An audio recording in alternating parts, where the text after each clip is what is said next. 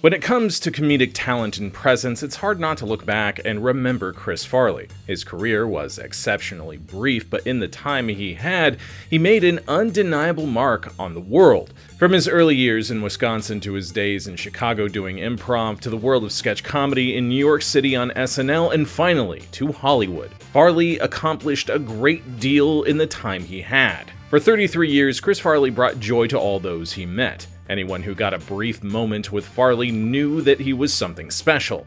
He was a complicated man who would have had an even greater career had he had the chance. His life is a mix of triumph and tragedy, luck and consequences, laughter and torture. This is the tragic story of Chris Farley, the comedian who wanted nothing more than to bring people joy and laughter and to be loved. Welcome back to Biographics. I'm your host, Eric Malachite, and today's script was provided by James CJ, so be sure to show them some love as you deploy your likes and do all the things that help keep the eldritch beast that is the YouTube algorithm going. Let's get to it.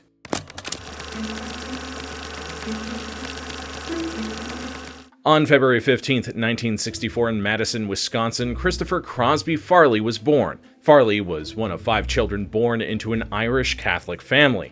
His mother, Mary Ann Farley, was a homemaker, while his father, Thomas Farley Sr., was the owner of Scotch Oil. Chris Farley was their third child after Barbara and Tom Jr. and before Kevin and John. As a result of their father's success in business, they relocated to Maple Bluff, Wisconsin, an idyllic and affluent suburb of the 20th century. Over the course of 15 years, the family lived in 4 separate homes, each bigger than the last, living well and living the American dream. The Farleys were pillars of their community, heavily involved, always throwing parties, and Chris's father was the life of the party, qualities Chris would pick up on and adopt.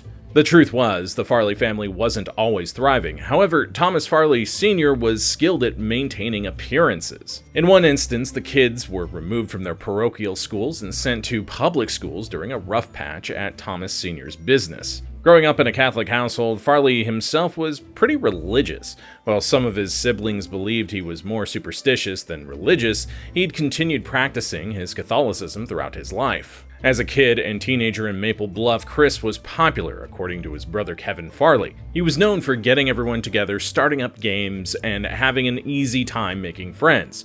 Chris was known as a wild and crazy person who loved to have fun. While this was true, it was also a defense mechanism, a weapon to use. Chris, for the majority of his life, struggled with his weight and was the fat kid, so the class clown persona and his joining the football team was the insulation he needed to ensure he wasn't the butt of the joke. He'd only be the joke on his own terms, not anybody else's. Something that started early for Farley was his vices. He was 17 when he had his first drink. He was at a party where he was given a drink, and although he didn't like it at first, he continued to indulge. He stated when recalling this fateful evening that, "Wolfed down about 2 of them, no problem, and I remember hearing stuff like, 'Man, I thought he was wild before, and now he's really gonna be a wild man.' This instilled in him something he'd always been chasing, acceptance and fitting in. So every weekend, he'd get blind drunk with his friends and be the life of the party.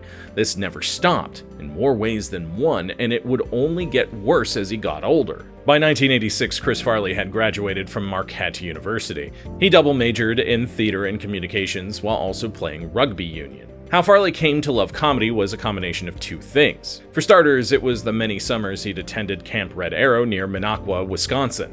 He'd often be cast in their plays and enjoy great success due to his natural comedic abilities, specifically physical comedy.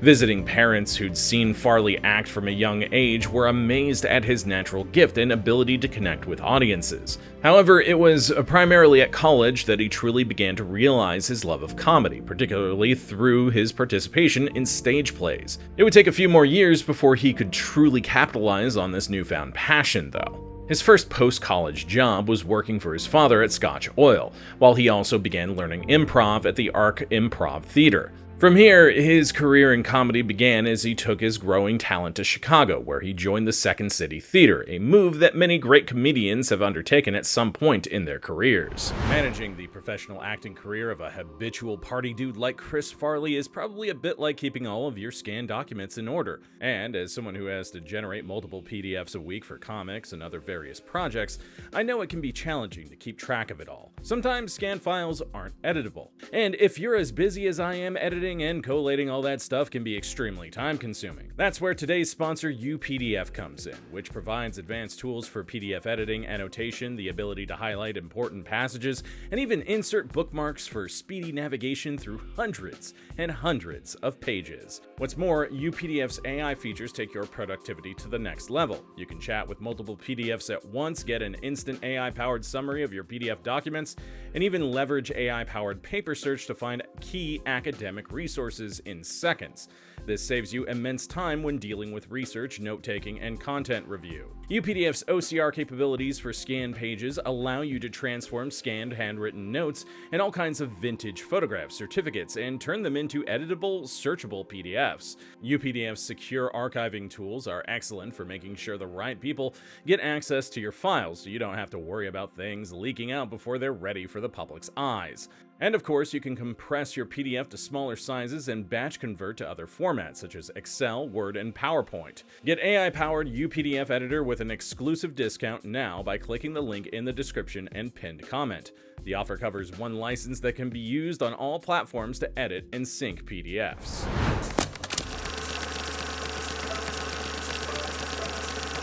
The decision to leave and take a chance in Chicago wasn't necessarily an easy one for Farley. The main reason that he'd come to the conclusion that he needed to escape Wisconsin was that after a year of working for his father's company, he knew it was leading to a life he didn't want. In the end, with the support of his family, Farley made the move, taking the risk that would ultimately pay off. Farley's siblings thought he'd last 6 months before coming home, but that was far from the reality. He left and never looked back. It was June 1987 when Chris arrived in Chicago to try to join Second City. He stayed off Armitage Avenue in a small apartment. He learned quickly that breaking out in the renowned comedy institution wouldn't be easy, as he was untrained and fresh off the bus. In the meantime, he joined Improv Olympic. At the time, Improv Olympic was a fledgling outfit of vagabond comedians. However, it would later become an established industry mainstay, producing talent such as Tina Fey, Mike Myers, Stephen Colbert, and many more. During the day, Farley worked odd jobs to make ends meet. At night, he tore the house down on stage, proving he was a talent to watch. In the book, The Chris Farley Show, a biography in 3 acts, Farley's friend and contributor to the book, Pat Finn, said Farley must have had something like 40 jobs during that time. He even spoke specifically to a moment where the two walked down the street and Chris pointed out all the places he'd worked, saying, "Well, I worked at the butcher shop for like an hour and they fired me. Then I got a job at the hardware store the day after the butcher shop, but I was really tired because I'd had to get up so early for the butcher shop, you know, so I fell asleep on some boxes in the back." His string of losing jobs proved he needed to make it in comedy because, for him, that was all that really mattered. It was the only thing he gave all his effort and attention to. Thankfully, his parents were footing the bill for most of Farley's expenses, meaning he didn't necessarily need to worry a whole lot about money. After 18 months of bouncing around from job to job and working with Improv Olympic, Chris finally got his chance to join Second City. He auditioned for the Second City's touring company in January 1989 and got the job. Within a matter of weeks, he was part of the main stage ensemble, a position that most performers took months, if not years, to achieve. Similar to Improv Olympic, he'd spend 18 months at Second City performing in revues, touring, and growing his reputation. Farley worked alongside Tim Meadows, with whom he continued working for years in their next job. As is somewhat common in comedy, behind the scenes, behind the jokes and laughter, Chris Farley was an addict. He was drinking heavily and taking drugs constantly. It was something many people knew. Tim Meadows noted that while they all drank and all did their fair share of other things, he noticed with Farley, like with everything he did, it was more intense. Meadows also stated Chris was both a messy drunk and a different person when drunk, constantly getting louder and up in your face. Farley's friend Ted Dondonville described drinking with Chris as follows: "The first hour of drinking with Chris was fun. The second hour was the best hour of your life. The rest of the night was pure hell." Many attempts were made to help Farley fight his demons, but he often rejected the help. This would follow Chris for the rest of his days and play a part in his downfall. In early 1990, Lorne Michaels, creator of Saturday Night Live, saw Chris Farley in action and knew he had to have him in his cast. He flew Chris to New York on March 24, 1990 for an informal meeting. At the time, Farley was working on his second review for Second City, and it would be what helped him land the SNL job, thanks to a character that fellow Second City performer and SNL writer Bob Odenkirk helped Farley create, the motivational speaker, a character that would follow him for the rest of his career. It was with that performance that Michaels was sold and hired him. Chris Farley was announced as one of the new cast members of Saturday Night Live, or SNL, for the 1990 season. Farley was taking his talents to the small screen.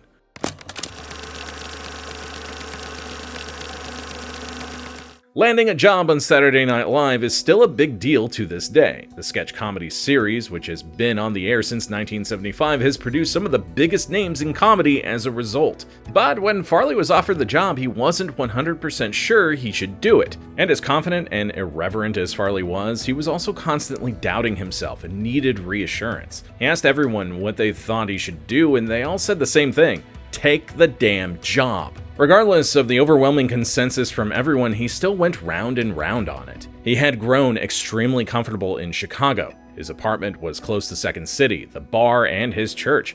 He was afraid to leave it all behind. Eventually, it was his family that pushed him towards going, including seeing him off at the airport, knowing this was what was going to change everything. During Farley's tenure on SNL, he quickly became a fan favorite. The season he featured in saw him become part of the Bad Boys of SNL, which also included fellow cast members Adam Sandler, Rob Schneider, David Spade, Tim Meadows, and Chris Rock. They earned this group name thanks to their outrageous comedy styles. Additionally, the group became close friends and often still show up in each other's movies. Had Farley lived long enough, he'd likely have continued acting with the Bad Boys of SNL long after their sketch comedy days, which would probably make new Adam Sandler movies slightly more watchable.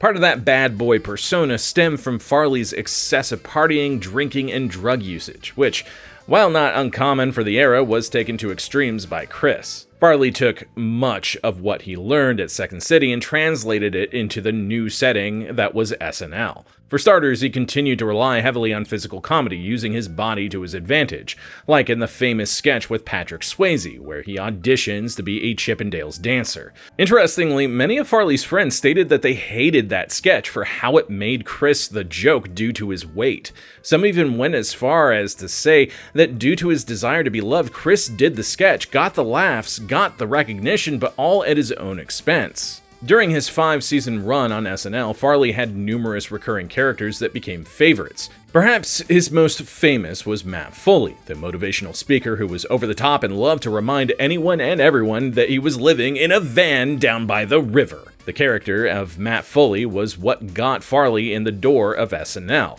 It was also what ultimately became his claim to fame on the show. The character was named after Farley's friend, Matt Foley, who went on to become a priest. But what is your favorite Chris Farley character? Mention it in the comments below. As is the case with most SNL actors, Chris would get to take his talents to the next level when he began appearing in SNL movies. He was about to have Hollywood knocking on his door.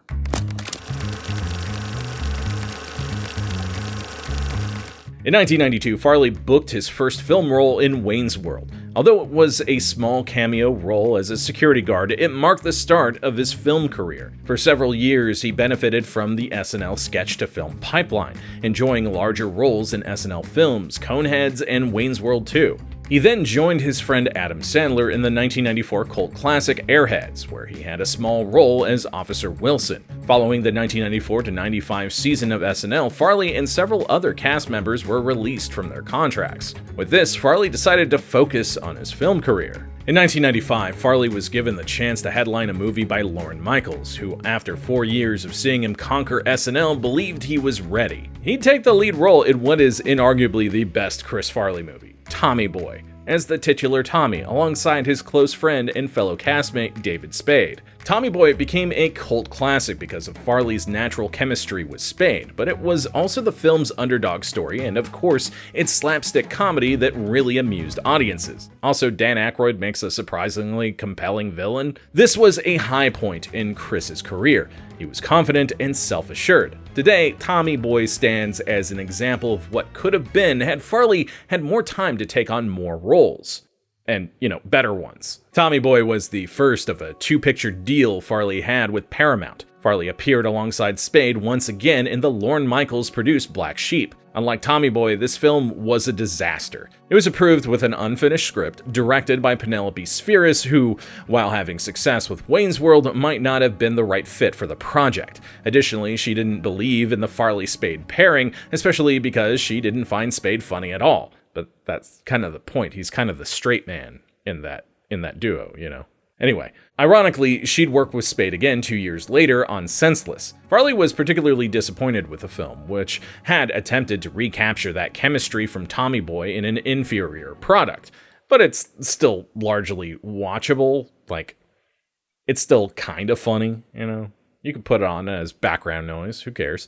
As a result of his feeling towards the film, Farley relapsed the night of the premiere, throwing away 3 years of sobriety. It was around the time between Tommy Boy and Black Sheep that Farley was fired from SNL, along with the majority of the cast, following a shakeup at the sketch comedy show. This, combined with the failure of Black Sheep, didn't help Farley, who continued spiraling. However, following his relapse, he attended rehab, and once he completed his treatment, he was ready to return to work. Initially, Farley rejected Beverly Hills Ninja, but after being offered a $6 million paycheck, he changed his mind. While critically panned, the film went on to become a cult classic and was also rather successful at the box office. Farley was a proven bankable star. Chris himself was not pleased with the final product that was Beverly Hills Ninja, telling those close to him he was heartbroken and it was an embarrassment. That would be his final film released during his lifetime. His next 2 projects would be released in 1998, a year after Farley's death. Before he died, Farley had many projects either in the works or in development. For starters, he was the original voice of Shrek and had completed a significant portion of the voiceover for the movie. And seriously, you need to check out this footage. It's mostly animatic stuff, but it's a totally different vibe than Mike Myers as Shrek. However, following his death, it was decided it was better to recast than have an imitator come in to finish what was still left to record. Other films he was potentially going to do included a third Ghostbusters movie, which would have been really entertaining to see Farley as a Ghostbuster. I'm sorry, I'm probably in the minority on that, but yeah. An adaptation of Captain Underpants, an adaptation of A Confederacy of Dunces, an adaptation of The Incomparable Aduk, and a biopic about comedian Fatty Arbuckle. Interestingly, Dunce's, Aduk, and the Arbuckle biopic were projects John Candy and John Belushi had once been involved in to some degree, leading many to believe the projects were cursed, as all 3 actors died young. Farley was also in talks with David Spade about getting together on screen again for a third outing. Alas, it was never to be, as for 2 months later, the short life of Chris Farley would face its final curtain call.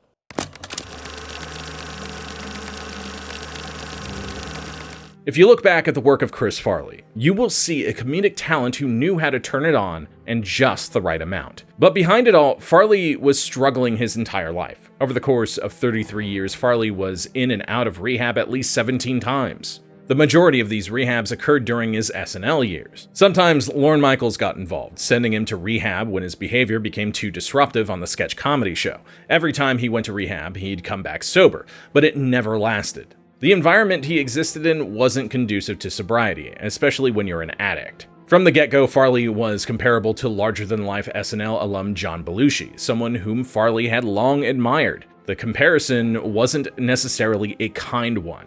Belushi was famously known for his substance abuse issues, which resulted in the overdose that killed him. It wasn't necessarily true that Farley was following too hard in his idol's footsteps. The two were far more different than they were alike, but for Lorne Michaels, it was a film he'd seen before and he knew how it ended. He didn't have time for Farley's addictions and the consequences that came with them. Michaels even said something to the effect of, "We don't want another Belushi," in the interview to hire Farley. It was during the SNL years that Farley would begin booking roles in movies, the next step in his career. Unsurprisingly, he was somewhat in demand.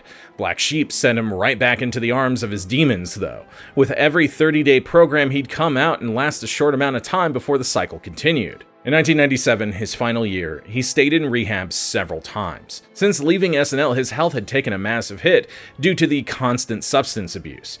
This even led to several hospitalizations. In 97, it accelerated with rapid physical and psychological decline. Additionally, his weight was fluctuating erratically in connection with drug binges. His condition was becoming increasingly noticeable on screen, which was often where Farley got away with hiding it the most. In particular, his appearance as host of a 1997 SNL episode and his final interview with Jay Leno promoting Beverly Hills Ninja were among the most disturbing examples of the actor's dire state. You could see he was pale, sweating, at times out of breath, and visibly incoherent. It was almost manic. Not as regular manic either, but an alarming display of a man falling to pieces.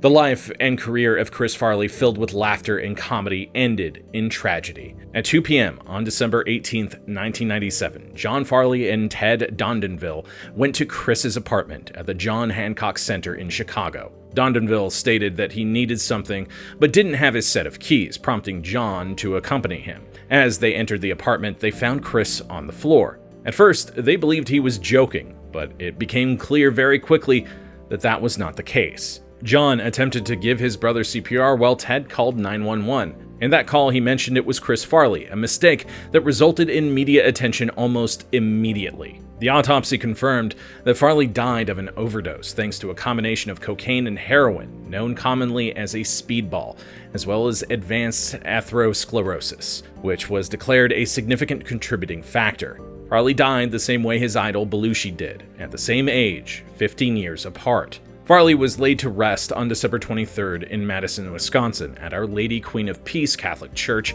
in a private service. It was attended by over 500 people, including many individuals he'd worked with over the years, such as Lorne Michaels, Adam Sandler, Tim Meadows, Bob Odenkirk, John Goodman, Norm Macdonald, Chris Rock, Dan Aykroyd, and many others. A memorial service was held on January 13, 1998, at St. Monica Catholic Church. Once again, it was attended by hundreds of people, with many A-listers in attendance. In his short life, Farley had met and made a positive impression on so many people. If anything, let that be his legacy. In 1998, Farley's last two movies were released. Almost Heroes, where he starred opposite Matthew Perry, was a critical flop, with many critics calling it a sorry swan song for the talented Chris Farley. Additionally, he had an uncredited work in Dirty Work, which is credited as his final on-screen appearance. It wouldn't have been how Farley wanted to end his career, but he didn't get much of a say in that in the end.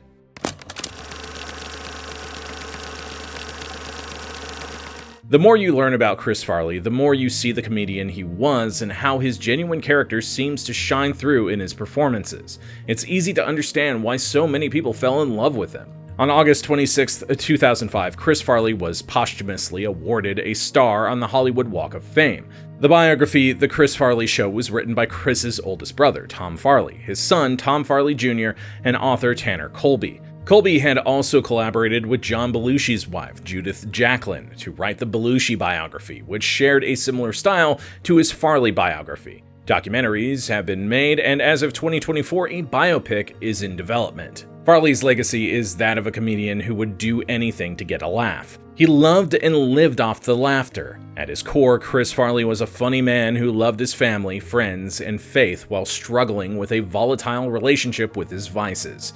He joins a long list of comedians who have passed away too soon for one reason or another, but he left behind an undeniable legacy that will endure. Chris Farley loved making himself the joke, but his life was anything but. I hope you learned something today, and if you enjoyed this video, be sure to deploy your likes, comment a historical figure we haven't covered yet, subscribe and ring that bell, and share this video with someone who loves learning about history's most important people. I'm Eric Malachite, and we'll see you next time.